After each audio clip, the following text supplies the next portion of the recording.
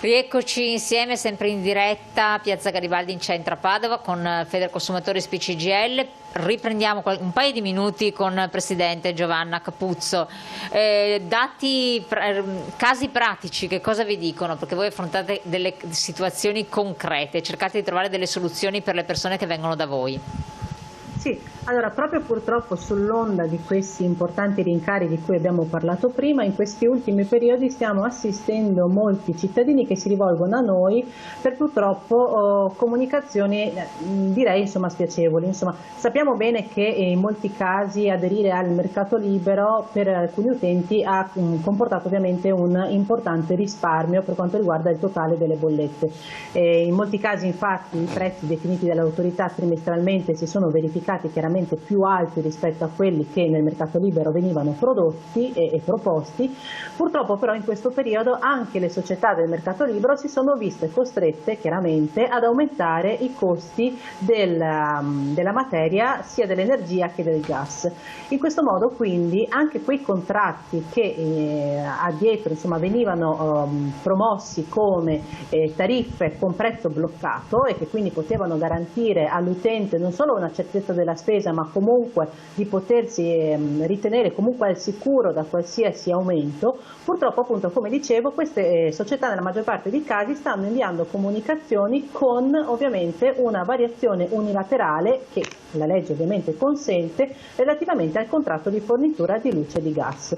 Quindi questi utenti adesso purtroppo si trovano costretti a dover accettare oppure cambiare fornitore, perché anche in questo caso si troveranno ovviamente soggetti a degli aumenti ovviamente importanti. Ed un rischio il maggiore che noi stiamo verificando è che la maggior parte, o perlomeno le società che abbiamo verificato noi analizzando ovviamente le condizioni dei nuovi contratti, adesso collegano di fatto il prezzo dell'energia alle effettive fluttuazioni del mercato, quindi di fatto rendendo totalmente impossibile all'utente poter in qualche modo capire e comprendere quali potranno essere le spese che andrà ad affrontare ovviamente nei mesi successivi.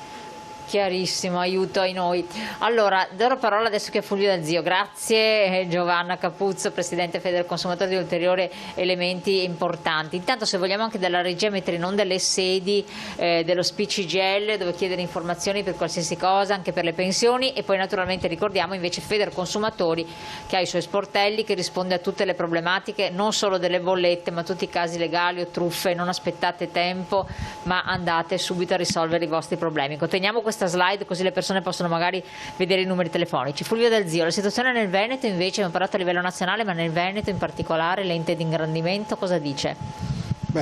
Siamo molto preoccupati perché abbiamo crisi industriali di notevole portata in tutto il territorio. Ricordo quelle più emblematiche, la CC, l'Ideal Standard a Belluno, la Speedline a Venezia, e in tutti i territori ci sono aziende che stanno delocalizzando, quindi anche questo aspetto, una nuova politica industriale, questo è una delle cose di cui questo Paese necessita. E siamo ripeto, molto preoccupati perché la crisi quest'anno è stato importante, c'è un aumento della produzione notevole, però con le caratteristiche che prima dicevo, l'80% dei nuovi contratti di lavoro sono a tempo determinato, e a questo si affiancano crisi industriali che là dove eventualmente colpiscono sono pesanti per l'economia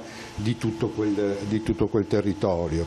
Analogamente per quanto riguarda le cose che prima dicevamo rispetto alla riforma, ai benefici fiscali che sono prodotti da questo governo con la manovra di bilancio. Il Veneto è una delle regioni che ha il reddito più basso.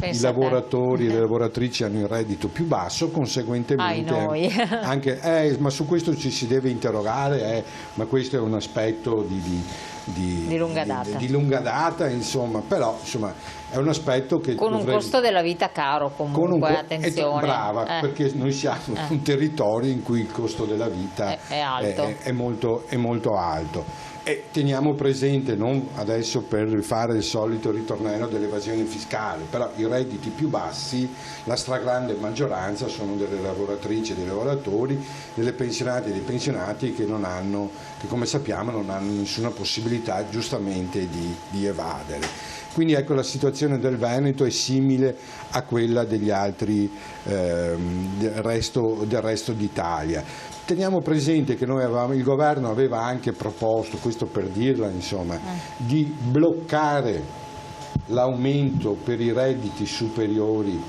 i benefici fiscali per i redditi superiori a 70.000 euro. Questa manovra, questa proposta non è stata approvata dal governo e quindi anche questa è stata respinta. Ripeto, era semplicemente come dire, non ci sarebbero stati aumenti, non ci sarebbero stati una riduzione fiscale, quindi nessuno metteva le mani in tasca degli italiani, pessimo slogan che però insomma trova sempre riscontro, insomma.